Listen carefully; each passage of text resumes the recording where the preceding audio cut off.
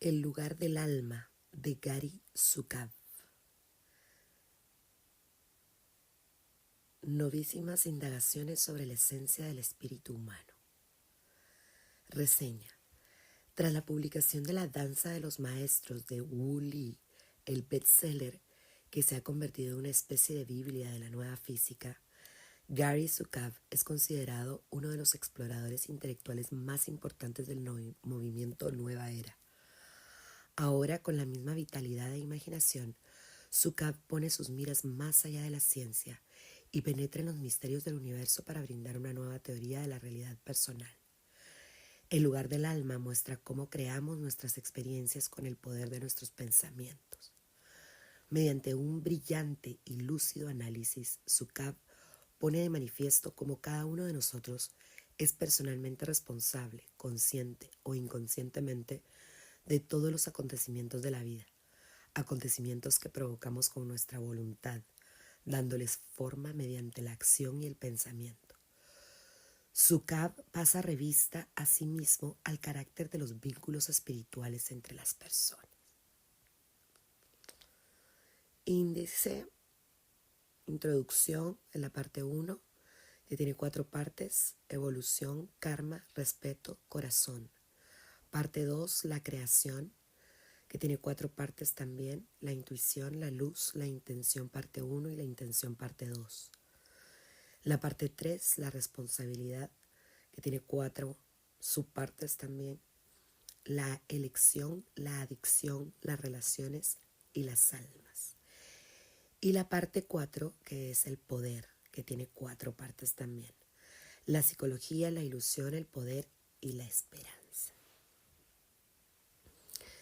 Prefacio. Este libro está dedicado a mis padres, Morrie L. Zukav y Lorraine Zukav, con cariño, respeto y gratitud. Agradecimientos. A lo largo de estas páginas aparecen estrechamente enlazados el apoyo cariñoso y las numerosas aportaciones de Caroline Myss. A lo largo de los años me dediqué a escribir The Dancing Wu Li Masters y con posterioridad me sentí atraído una y otra vez por los escritos de William James, Carl Jung, Benjamin Lee Whorf, Niels Bohr y Albert Einstein. Volví a ellos en repetidas ocasiones. Les encontraba algo especial, sino bien fue hasta mucho después cuando fui capaz de comprender dónde se encontraba ese rasgo especial. Estas personas consiguieron algo más grande que aquello que fueron capaces de expresar directamente a través de su obra. Comprendieron más de lo que podían expresar con el lenguaje de la psicología, la lingüística o la física, y trataron de compartir lo que habían visto. Fue precisamente lo que trataron de compartir, utilizando su obra como medio, aquello que me llevaría a mí hasta ellos. Eran místicos. Esta es la palabra que yo empleo. Ellos no hubieran utilizado nunca tal lenguaje, pero lo conocían. Temían que sus carreras llegaran a quedar marcadas si se les asociaba a las de quienes no trabajaban siguiendo un modelo científico, pero en el fondo de sus propios pensamientos eran absolutamente conscientes de encontrarse limitados por los 5 sentidos y se negaban a admitirlo. Sus obras no solo han contribuido a la evolución de la psicología, la lingüística y la física, sino también a la de aquellos que las han leído. Poseen la capacidad de cambiar a quienes tocan, hasta el punto de que tampoco es posible expresarlo únicamente en términos de psicología, lingüística o física. A medida en que, retrospectivamente, he llegado a comprender la cualidad magnética de estas obras, que estas obras han supuesto para mí, he llegado también a entender que lo que motivaba a esos hombres no eran los premios terrenales o el respeto de los colegas, sino más bien el que llegaron a poner sus almas y sus mentes sobre algo especial. Alcanzaron el lugar extraordinario en que la mente deja de producir los datos sobre las materias deseados por ellos y se encontraron en el territorio de la inspiración, un lugar donde se aceleraron sus intuiciones hasta llegar a advertir que había algo más allá del dominio del tiempo, el espacio y la materia, algo más que la vida física. Ellos lo supieron. No pudieron necesariamente articular todo eso con claridad, puesto que no disponían de herramientas suficientes para hablar de tales cosas, pero las encontraron y así nos lo han dejado reflejado en sus escritos. En otras palabras, he llegado a comprender que lo que motivaba a estos hombres y a tantos otros era algo así como una parte de la gran visión que procede de más allá de la personalidad. Cada uno de nosotros, de una u otra forma, se está sintiendo ahora arrastrado por esa misma visión superior. Se trata de algo más que de una visión. Es una fuerza emergente. Se trata del siguiente eslabón en la cadena de nuestro proceso evolutivo. La humanidad, la especie humana, se halla ahora deseosa de tocar esa fuerza, de eliminar todo aquello que interfiere para llegar a un contacto total. Gran parte de la dificultad para conseguirlo reside en el hecho de que aún no ha nacido el vocabulario con el que podamos dirigirnos a esta fuerza, que no es otra cosa que la fuerza eterna. En este preciso momento de la evolución humana, anhelamos el nacimiento del vocabulario correcto y de los medios de expresión con los que se desea trascender la religiosidad y la espiritualidad y adoptar una posición de auténtico poder. Necesitamos ofrecer aquello que nosotros, en tanto que especie, estamos tocando conscientemente por vez primera, que no se encuentre ensombrecido, que pueda ser identificado con claridad en los hechos y los juicios de la raza humana. Es decir, que pueda verse limpiamente y no a través de los velos del misterio o del misticismo, sino simplemente como el auténtico poder que mueve los campos de fuerza de esta nuestra tierra. Espero que este libro pueda contribuir a ella. En tanto que manera de hablar de lo que somos y de lo que llegamos a ser, he utilizado los conceptos psicosensorial y multisensorial. Multisensorial no es superior a psicosensorial. Sencillamente ahora es más apropiado. Cuando un sistema de experiencia humano queda eliminado y hace su aparición otro sistema más avanzado, puede aparecer por comparación que al sistema antiguo le falta algo, pero desde la perspectiva del universo, el lenguaje de la comparación no es el lenguaje de lo inferior y lo superior, sino el de la limitación y la oportunidad. Las experiencias del ser humano multisensorial están menos limitadas que las del ser humano psicosensorial. Aquellas proporcionan más oportunidades para el ser humano psicosensorial. Aquellas proporcionan más oportunidades para el crecimiento y el desarrollo. Y el hecho de poseer más oportunidades evita dificultades innecesarias. He contrastado las experiencias del ser humano psicosensorial en cada uno de los ejemplos para evitar las diferencias con la mayor nitidez posible. Pero ello no significa que era la fase psicosensorial de nuestra evolución, la fase de la que ahora estamos emergiendo, sea negativa en comparación con la fase en la que ahora estamos entrando, es decir, la fase multisensorial. Sencillamente quiere decir que ya no es apropiada, de la misma manera que se eliminó en un momento dado el uso de la vela con la aparición de la electricidad. Pero esa misma electricidad no ha convertido en negativa la energía de la vela. ¿Quién de nosotros es experto en experiencia humana? Poseemos únicamente el don de compartir percepciones que, por fortuna, pueden ayudar a otros en su viaje. No existe algo así como el experto en experiencia humana. La experiencia humana es una experiencia en movimiento y pensamiento en forma, y en algunos casos un experimento en movimiento y pensamiento y forma.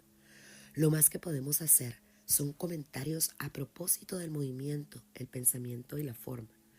Pero esos mismos comentarios poseen gran valor si contribuyen a que la gente aprenda a moverse con gracia, a pensar con claridad y, lo mismo que los artistas, a modelar la materia de sus vidas. Nos encontramos en un momento de cambio profundo y nos moveremos en medio de este cambio con mayor facilidad si somos capaces de ver el camino por el que viajamos, nuestro destino y lo que está en movimiento. No ofrezco lo que aparece en este libro como mi verdad, sino como una ventana a través de la cual he llegado a contemplar la vida. Yo te ofrezco esta ventana, pero no es necesario que la aceptes. Existen numerosos caminos para alcanzar la sabiduría y para llegar hasta el corazón. En esta nuestra mayor riqueza, es esta nuestra mayor riqueza y aquella que a mí me proporciona una mayor alegría. Tenemos muchas cosas que hacer juntos. Hagámosla en sabiduría y amor y alegría. Hagamos de ello la experiencia humana. Gary Zukav. Qué belleza de libro. Voy a darles una pequeña introducción de la parte 1, la introducción, ese capítulo 1, evolución. La evolución que hemos aprendido en la escuela es la evolución en tanto que forma física. Aprendimos, por ejemplo, que los seres unicelulares de los océanos son los predecesores de todas las demás formas de vida más complejas. Un pez es más complejo y por tanto más evolucionado que una esponja. Un caballo es más complejo y por tanto más evolucionado que una serpiente. Un mono es más complejo y por tanto más evolucionado que un caballo. Y así sucesivamente hasta llegar a los seres humanos, que son los más complejos y por tanto la forma más evolucionada de nuestro planeta.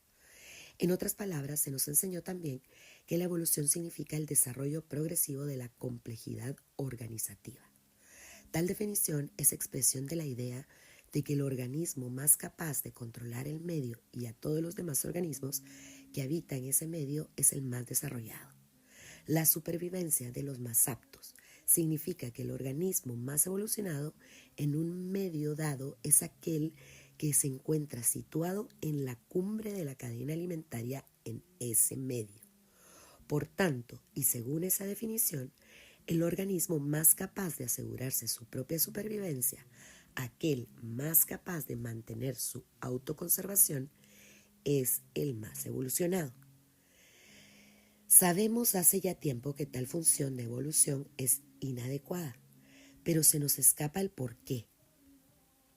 Cuando dos seres humanos se comprometen el uno con el otro en términos de complejidad organizativa, decimos que se encuentran igualmente evolucionados. Aunque ambos posean la misma inteligencia, si uno de ellos es pobre de espíritu, mezquino y egoísta, mientras que el otro es magnánimo y altruista, decimos que el magnanismo y el altruista es quien está más evolucionado. Si un ser humano sacrifica intencionadamente la vida por salvarla de otro usando, por ejemplo, su propio cuerpo para proteger al otro de un balazo inadvertido o de un automóvil que se aproximaba rápidamente, decimos que aquel ser humano que sacrificó su vida era uno de los más evolucionados de entre nosotros. Sabemos que estas cosas son ciertas, pero se hallan en desacuerdo con la manera en que entendemos la evolución. Se nos ha contado que Jesús previó las intrigas que se cernían sobre él, pero incluso aunque llegó a prever la manera detallada en que actuarían y reaccionarían sus amigos, no intentó, sin embargo, evitar lo que sabía que sucedería. Toda la humanidad se ha visto tocada de manera inexorable por el poder y el amor de aquel que entregó su vida por los demás. Todos quienes sentimos fervor por él y casi todos los que conocen su historia están de acuerdo en aceptar que fue uno de los seres más evolucionados de nuestra especie. Nuestro más profundo entendimiento nos dice que un ser auténticamente evolucionado es aquel que valora a los otros más de lo que se valora a sí mismo y que valora el amor más de lo que valora el mundo físico y todo lo que en él se encuentra. Ahora debemos conseguir que nuestra comprensión de la evolución se sitúe en línea con este profundo entendimiento. Es importante que lo consigamos puesto que nuestra comprensión habitual de la evolución refleja la fase de la evolución que estamos abandonando precisamente ahora. Si realizamos un examen de esta comprensión, podemos percibir hasta qué punto hemos ido evolucionando hasta ahora y qué es lo que estamos a punto de dejar atrás. Al reflejar una comprensión de la evolución nueva y en expansión, aquella que acepta nuestras verdades más profundas, podemos comprobar hacia dónde vamos evolucionando y lo que eso significa en términos de nuestra experiencia, de nuestros valores y de la manera en que actuamos. Nuestra comprensión habitual de la evolución es resultado del hecho de que hasta ahora hemos evolucionado explorando la realidad física con nuestros 5 sentidos. Hasta el momento actual, hemos sido seres humanos 5 sensoriales. Este camino de la evolución nos ha permitido comprender los principios básicos del universo de manera concreta. Sabemos, gracias a nuestros 5 sentidos, que cada acción es una causa que provoca un efecto y que cada efecto posee una causa. Sabemos los resultados de nuestras intenciones. Sabemos que la cólera mata, nos lleva a perder el aliento, la fuerza de la vida y derrama la sangre, la portadora de la vitalidad. Sabemos que la bondad nos nutre. Vemos y notamos los efectos de un enfado y una sonrisa. Nosotros experimentamos nuestras habilidades para mejorar el conocimiento. Por ejemplo, comprobamos que un palo es una herramienta y comprobamos sus efectos cuando la elegimos para utilizarla. La masa que mata puede servir para clavar postes en el suelo y hacer un refugio. La lanza que quita la vida puede usarse como una palanca que alivie las actividades más pesadas de esta vida. El cuchillo que corta la carne puede utilizarse para rasgar tela. Las manos que fabrican bombas pueden usarse para construir escuelas. Las cabezas que coordinan actividades de tipo violento pueden coordinar motividades de cooperación. Comprobamos también que cuando las actividades de la vida se encuentran infundidas de respeto, se llenan de sentido y alcanzan resultados. Vemos asimismo que cuando ese respeto está ajeno a las actividades vitales, el resultado no es otro que la crueldad, la violencia y la soledad. El ruedo físico es un medio de aprendizaje magnífico. Se trata de una escuela gracias a la cual y a través de la experimentación llegamos a entender que provoca que nosotros llegamos a expansionarnos o a contraernos, que es lo que hace que crezcamos o no. Por el contrario, que hace que nos encojamos, que alimenta nuestras almas y que las agota, que funciona y que no. Cuando se contempla el medio físico solamente desde el punto de vista de los 5 sentidos, es la supervivencia física la que nos muestra como único criterio de evolución, puesto que no se puede detectar ningún otro tipo de evolución. Es precisamente desde este punto de vista desde el cual la supervivencia de los más aptos se nos presenta como sinónimo de evaluación y el dominio físico se nos muestra como principal característica del avance evolutivo. Cuando la percepción del mundo físico queda limitada a la percepción psicosensorial, las bases de la vida en el mundo físico se convierten en temor. Es esencial entonces el poder para controlar el medio y aquellos que se encuentran inmersos en ese medio. La necesidad de dominancia física produce una clase de competencia que afecta a cada aspecto de nuestras vidas. Afecta a las relaciones entre amantes y entre superpotencias, entre parientes y entre razas, entre clases sociales y entre sexos. Quiebra la tendencia natural hacia la armonía entre naciones y entre amigos. La misma energía que envió navíos de guerra al Golfo Pérsico es la que hizo ir soldados al Vietnam y cruzados a Palestina. La energía que separó a la familia de Romeo de la de Julieta es la misma que separa la familia racial del esposo negro de la familia racial de la esposa blanca. La energía que mostró Lee Harvey Oswald contra John Kennedy es la misma que utilizó Caín contra Abel.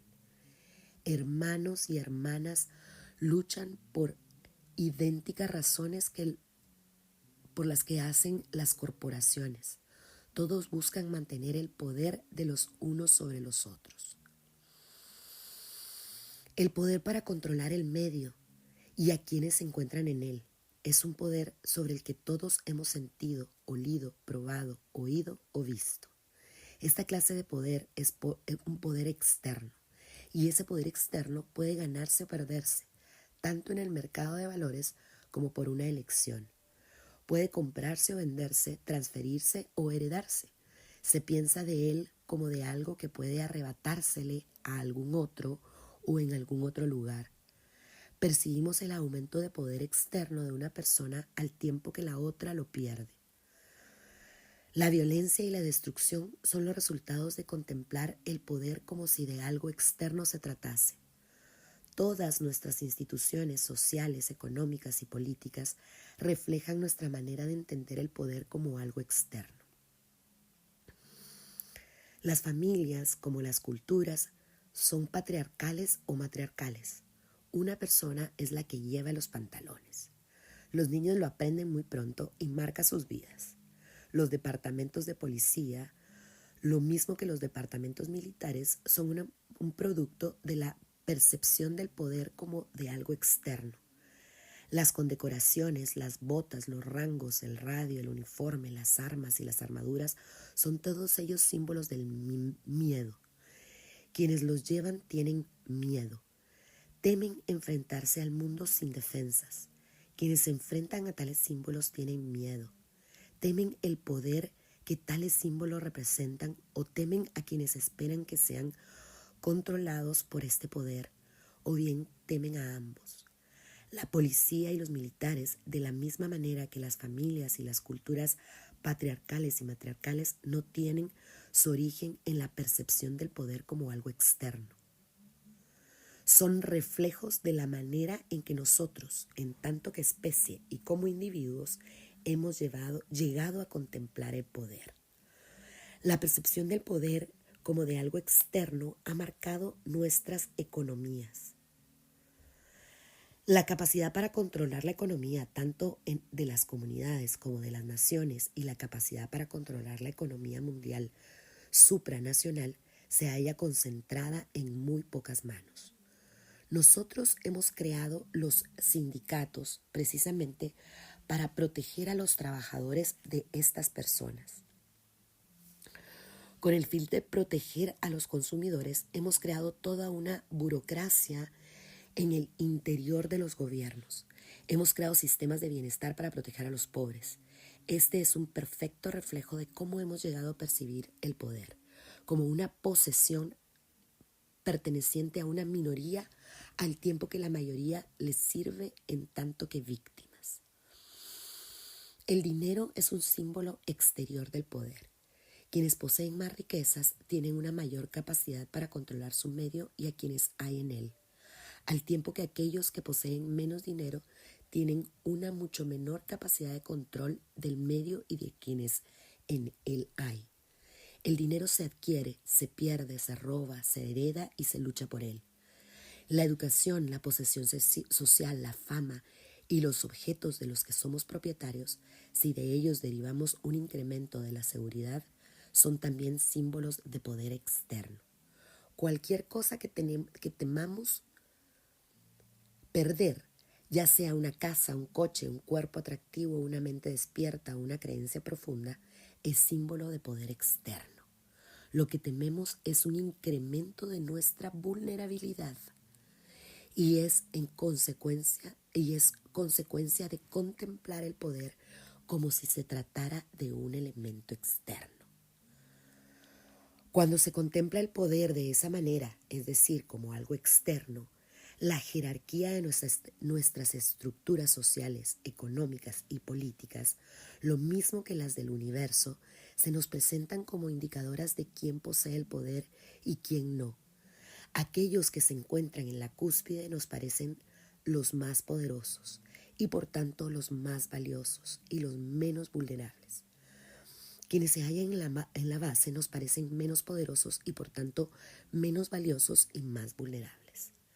A partir de esta percepción, un general tiene más valor que un ciudadano particular, un ejecutivo más que un chofer, el médico más que el recepcionista, el padre más que el hijo y la divinidad más que los fieles. Tenemos miedo a transgredir las normas impuestas por nuestros padres, nuestros jefes y nuestro Dios. Todas las percepciones basadas en un valor personal mayor o menor son resultado de entender el poder como algo externo.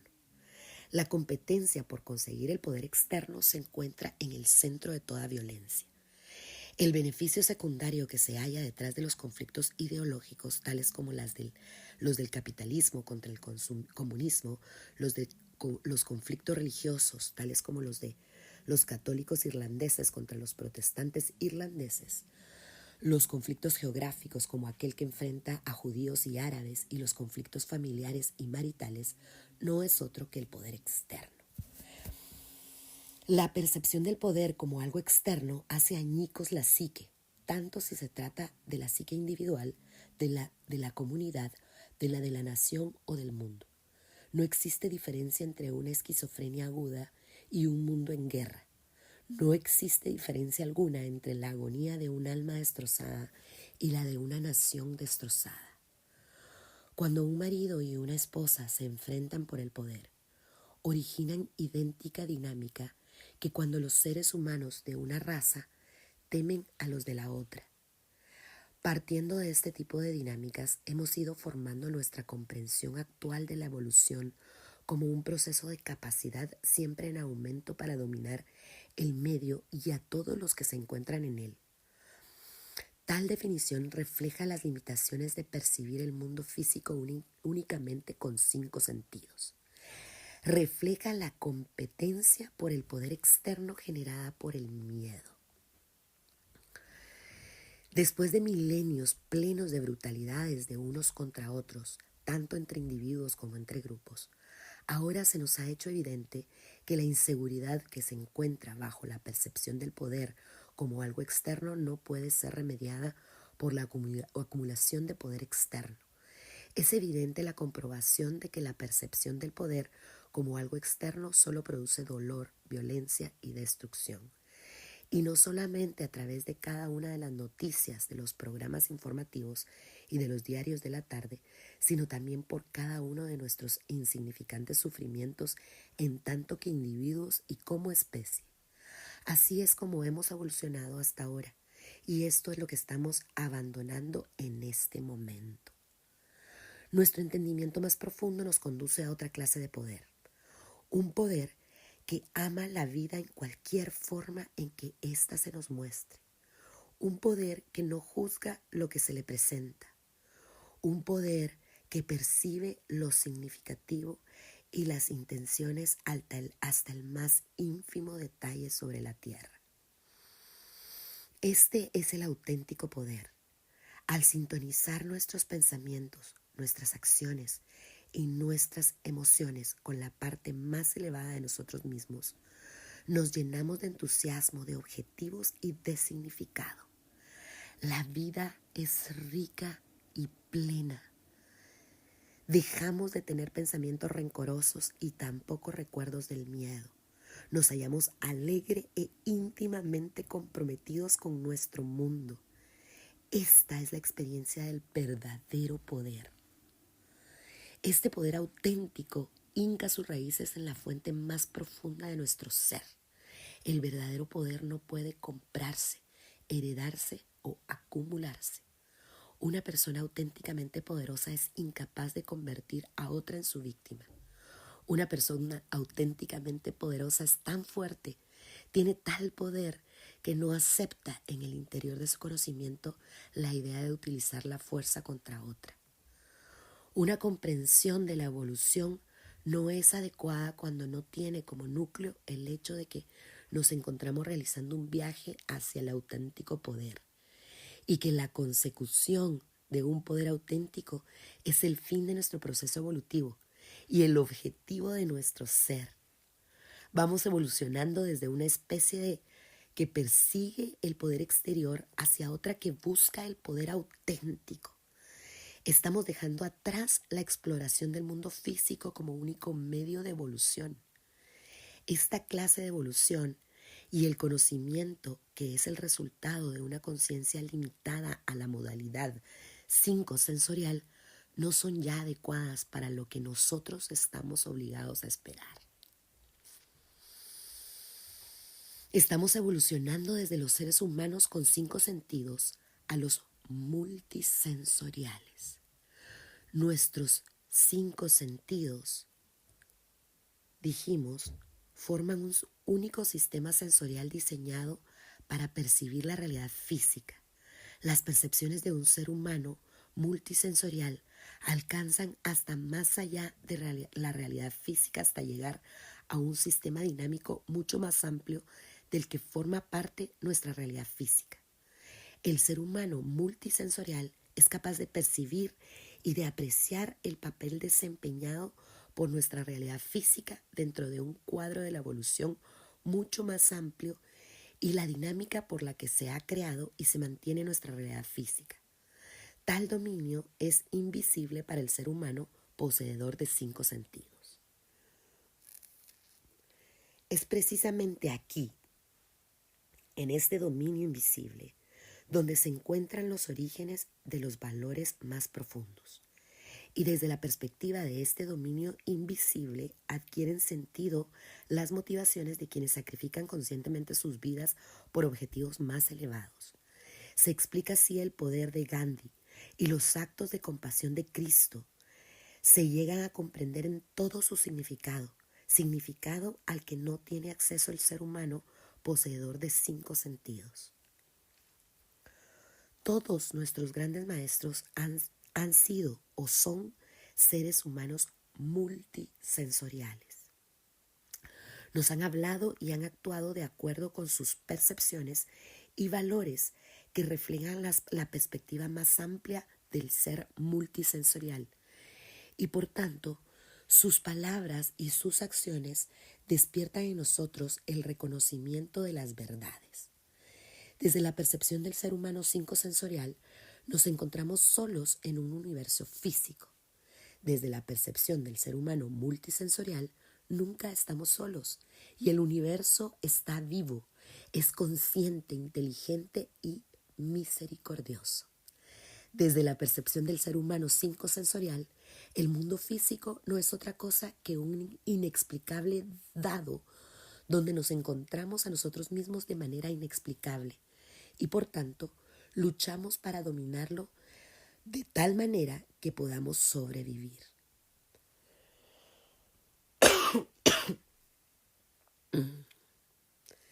Desde la percepción del ser humano multisensorial, el mundo físico es un medio de aprendizaje creado en conjunto por las almas que lo comparten y todo lo que en él ocurre se encuentra al servicio de su aprendizaje. Desde la percepción del ser humano poseedor de 5 sentidos, las intenciones no tienen efectos. Los efectos de las actuaciones son físicos y no todas las acciones nos afectan a nosotros o a los demás. Desde la percepción del ser humano multisensorial, la intención que se encuentra detrás de una acción determina sus efectos. Cada intención nos afecta a nosotros y a los demás. Y los efectos de las intenciones se extienden mucho más allá del mundo físico. ¿Qué se quiere decir con la expresión de que existe un dominio invisible en el que se encuentran localizados los orígenes de nuestra comprensión más profunda? ¿Cuáles son las implicaciones de considerar la existencia de un dominio que no es detectable a través de los 5 sentidos, pero que puede ser conocido, explorado y comprendido utilizando otras facultades humanas?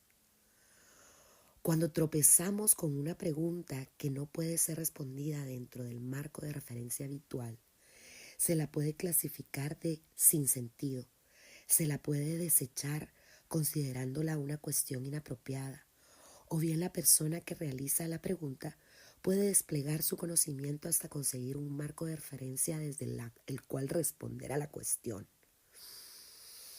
Las dos primeras opciones son la manera más sencilla de enfrentarse a una pregunta que parece no tener sentido o ser inapropiada. Pero el investigador, el auténtico científico, ha de permitir que sus conocimientos se desplieguen hasta alcanzar un marco de referencia desde el que puedan comprenderse las respuestas que está buscando. Durante tanto tiempo como el que hemos sido capaces de articular preguntas, nosotros, en tanto que especie, nos hemos ido planteando cuestiones tales como: ¿existe Dios? ¿Hay una inteligencia divina? ¿Tiene la vida algún sentido? Ya ha llegado el momento en que podemos desplegar nuestros conocimientos hasta alcanzar un marco de referencia que nos permita contestar a estas preguntas. El marco de referencia más amplio del ser humano multisensorial nos permite comprender de manera empírica la distinción significativa entre la personalidad y el alma. Tu personalidad es aquella parte de ti mismo que ha nacido contigo, vive en tu interior y que morirá llegando el momento. Ser humano y poseer una personalidad es la misma cosa. Tu personalidad, al igual que tu cuerpo, son los vehículos de tu evolución. Las decisiones que tomas y las acciones que realizas en la Tierra son los medios que utilizas para evolucionar. En cada momento eliges las intenciones que marcarán tus experiencias. Estas elecciones afectan a tu proceso evolutivo y así sucede con cada persona. Si eliges de manera inconsciente, evolucionas también de manera inconsciente. Si eliges conscientemente, evolucionas de la misma manera. Las emociones de temor y de violencia que han llegado a caracterizar la existencia humana pueden experimentarse únicamente a través de la personalidad. Solo la personalidad puede sentir cólera, miedo, odio, venganza, pena, vergüenza, remordimiento, indiferencia, frustración, cinismo y soledad. Solo la personalidad puede perseguir el poder externo. La personalidad puede también ser cariñosa, compasiva y prudente en sus relaciones con los demás, pero el amor, la compasión y la prudencia no proceden de la personalidad, son experiencias del alma. Tu alma es aquella parte de ti mismo que es inmortal. Cada persona posee un alma, pero una personalidad limitada en su percepción a los 5 sentidos no se halla informada de la existencia de su alma y por tanto es incapaz de reconocer las influencias de esta alma. Cuando una personalidad se convierte en multisensorial, sus intuiciones, los sentimientos presentidos y sutiles, llegan a ser importantes para ella. Advierte sensaciones sobre sí misma y sobre los demás, así como las situaciones en que ella misma encuentra que no puede justificarse sobre la base de las informaciones proporcionadas por los 5 sentidos. Llega a reconocer intenciones y a responder a ellas, mucho más que a las acciones y a las palabras que se va encontrando en su camino. Puede llegar a reconocer, por ejemplo, un corazón tierno más allá de unos modales rudos y airados, así como un corazón como el hielo por detrás de palabras educadas y placenteras. Cuando una personalidad multisensorial busca dentro de sí misma, encuentra una multitud de corrientes diferentes. A través de la experiencia aprende a distinguir entre esas corrientes y a identificar los efectos emocionales, psicológicos y físicos de cada una de ellas. Aprende, por ejemplo, cuáles son las corrientes que provocan cólera, pensamientos mezquinos y acciones destructivas, y qué corrientes producen amor, pensamientos sanos y acciones constructivas. Con el tiempo aprende a valorar y a identificar aquellas corrientes que generan creatividad, purificación y amor, y a combatir y desechar aquellas corrientes que crean negatividad, la falta de armonía y la violencia. Por este camino, una personalidad alcanza a experimentar la energía de su alma.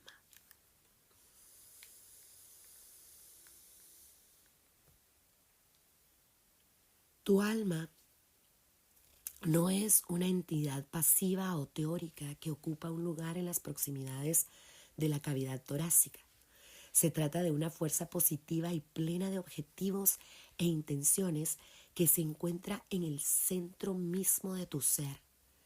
Es aquella parte de ti mismo que comprende la naturaleza impersonal de la energía dinámica en la que te encuentras envuelto, que ama sin restricciones y acepta sin juzgar. El primer paso que has de dar si deseas conocer tu alma es el de reconocer que posees un alma. Y el siguiente consiste en permitirte a ti mismo hacer esta consideración. Si tengo un alma, ¿qué es mi alma? ¿Qué quiere mi alma? ¿Cuál es la relación existente entre mi alma y yo mismo? ¿De qué manera mi alma afecta a mi vida? Cuando se reconoce la energía del alma, se le comprende y se le valora. Es cuando comienza a infundir vida a la personalidad. Se llega a alcanzar un auténtico poder en el momento en que la personalidad alcanza a servir por completo la energía de su alma. Tal es el objetivo del proceso evolutivo en el que nos encontramos implicados, así como la razón de nuestra existencia. Cualquier experiencia que tú realices o que pretendas realizar sobre la tierra estimula el alineamiento de tu personalidad con tu alma. Cualquier circunstancia o cualquier situación te proporciona la oportunidad de elegir este camino, de permitir que tu alma brille a través de ti, de acercar al mundo físico a través de tú mismo su eterna e insondable veneración y su amor por la vida.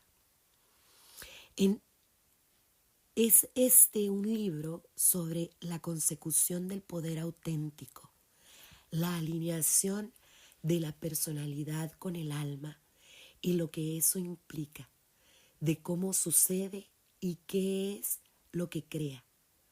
Comprender todas estas cosas requiere una comprensión de elementos que nos parecen poco corrientes para el ser humano dotado de 5 sentidos, pero que se convierten en naturales una vez hayas entendido la evolución, es decir, que la percepción con los 5 sentidos es un camino que conduce a la percepción multisensorial, y el hecho de que no ha sido siempre inferior por poseer 5 sentidos.